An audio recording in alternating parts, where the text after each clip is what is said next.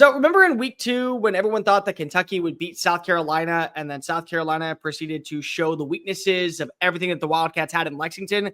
Jordan Dingle saw that up close and in person and said, I want to join that type of culture, which is why he is now leaving Lexington and heading on over to Columbia, South Carolina for one final year of eligibility. Let's go ahead and grade the move. Welcome on into SEC Unfiltered. He's Dave Shumate. I'm Cole Thompson. And today we talk about the Kentucky tight end joining the War Chickens for 2025. Real quickly, make sure that you like the video, hit the ring notification, and subscribe to the channel because we talk college football every single day. Download the podcast version of the show wherever you get your podcast listening systems. Follow us on the socials, TikTok, Facebook, Instagram, Twitter at SEC Unfiltered. Make sure that you follow Dave at Mock 10 Sports, me at Mr. Cole Thompson, and check out all of our great work found at secunfiltered.com. This episode is brought to you by our friends over at GameTime. Download the GameTime app and use the promo code SECU at sign up for 20% off your first purchase. And ladies and gentlemen, this is not just for college football games. It's for college basketball. It's for the NBA. It's for the MLB season that's around the corner. It's for your hockey. It's for your favorite comedy show. Your favorite artist is coming to town. Go use the Game Time app. Promo code SECU. 20% off those front row seats that you've been saving up for. Dave, Dingle's a tight end. And that's, I think, a good thing. You're losing Joshua Simon in the offseason. You got some depth at the position, but you want to see someone with, I think, a little bit more of that veteran tone.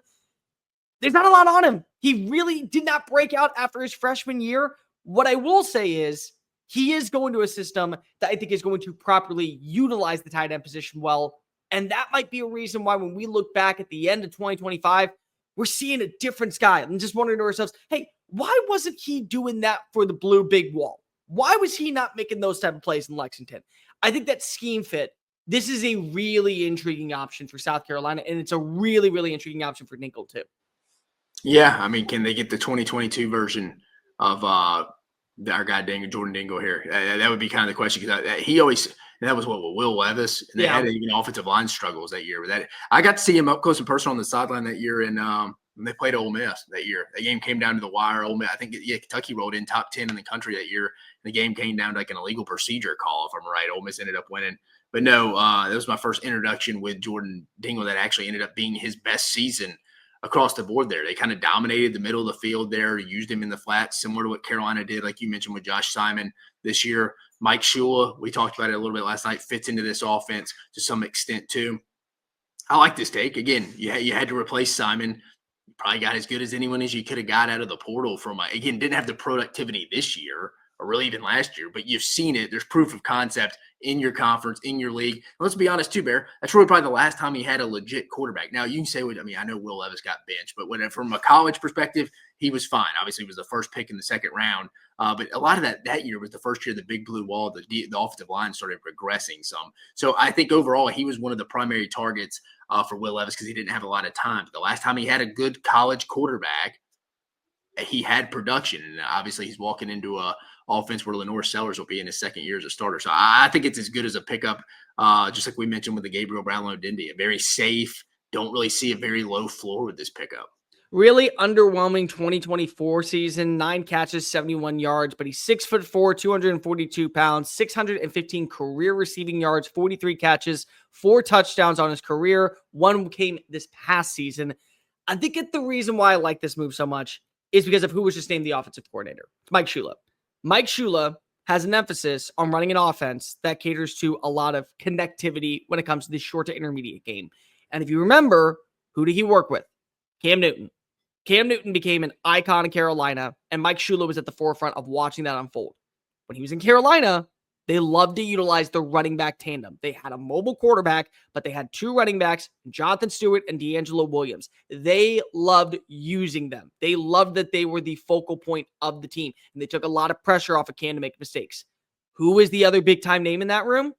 It was Greg Olsen, the tight end. So the tight end position is critical to be successful in this style of offense that you want to run with Mike Shula.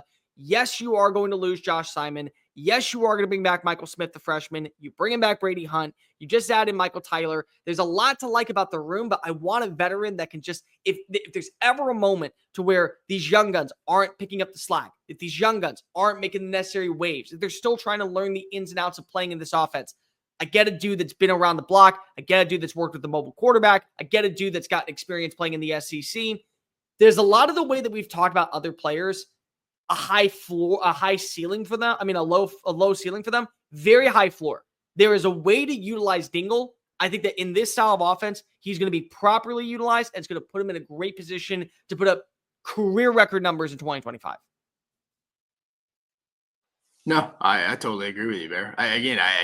South Carolina, I feel like have they won like the rankings, transfer portal rankings overall? No, but they're taking at least, and again, Jordan Dingle is going to be a starter. I'm not saying that. I'm saying very, like you mentioned, high floor guys. It's the best way to explain it. I think Jordan Dingle is a good kid across the board, bringing in these good culture kids across the board there. And and like you said, it's a part of the offense. You have to have this tight end involved in there. LaNorris Sellers looks like he's very covered. I mean, the way he escapes the pocket, eludes pocket, you need that safety valve out there in the flats that, hey, you know what? LaNorris Sellers may just avoided an 8-yard sack, but it may not be some explosive play, but hey, it's a 5-yard pickup. It keeps us moving the chains. It keeps us ahead of the sticks there so we can continue to move the football down the field over there.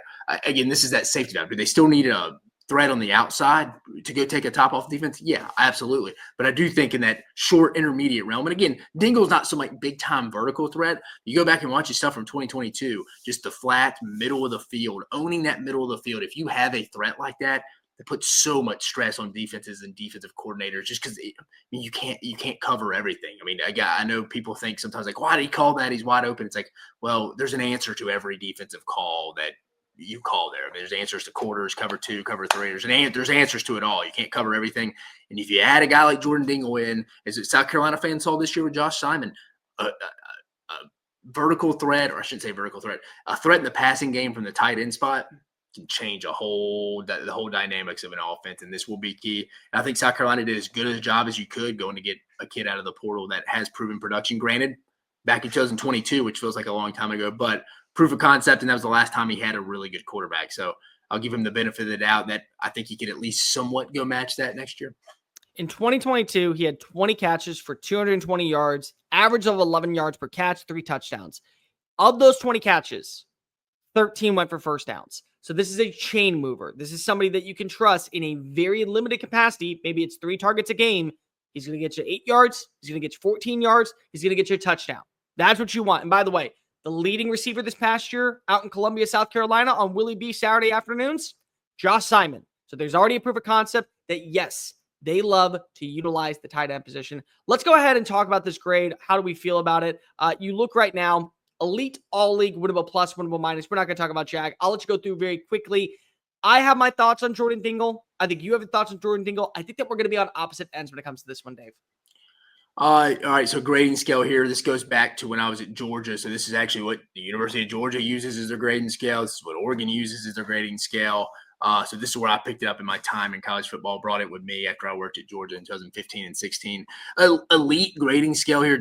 I'm not going to give out this grade. Really, I haven't ever really, probably since Travis Hunter grading him out of high school. But Travis Hunter's here. This is that day one rare dude. You think of the best player you remember seeing here recently at all positions that started and had an impact freshman year. This is that guy.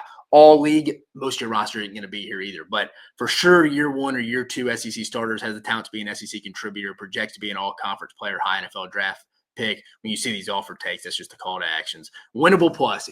This is where you want majority of your team to be if you want to be a championship guy.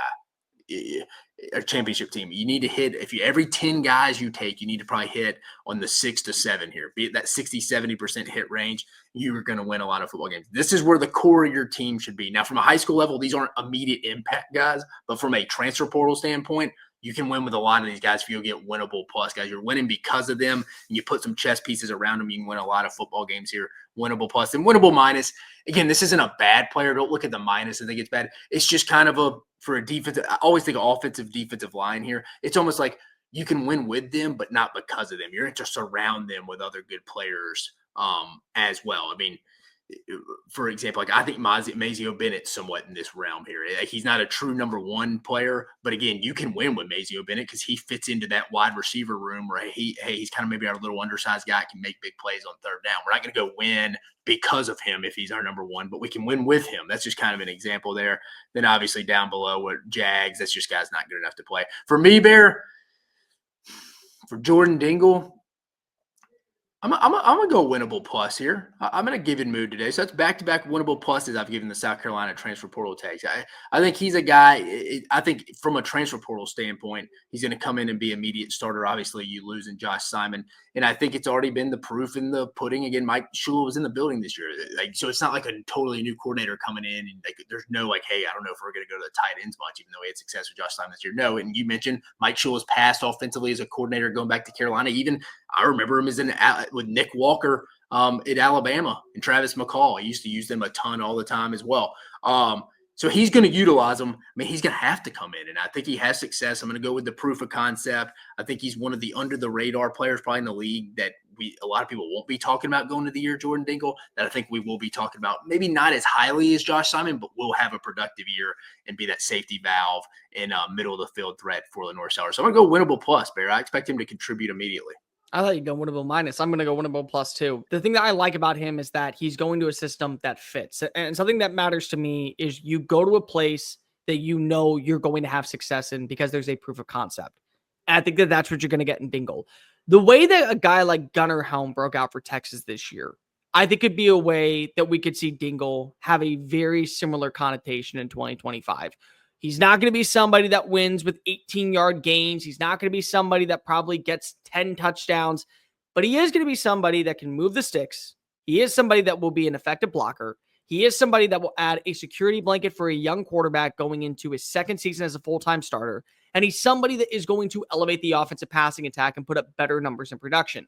So you add all that together, I think that Jordan Dingle at the end of the year may end up being a tight end 2, may end up being the tight end 1, but in a very limited capacity where they go to more of a spread offense if they want to get more involved with the wide receiver room.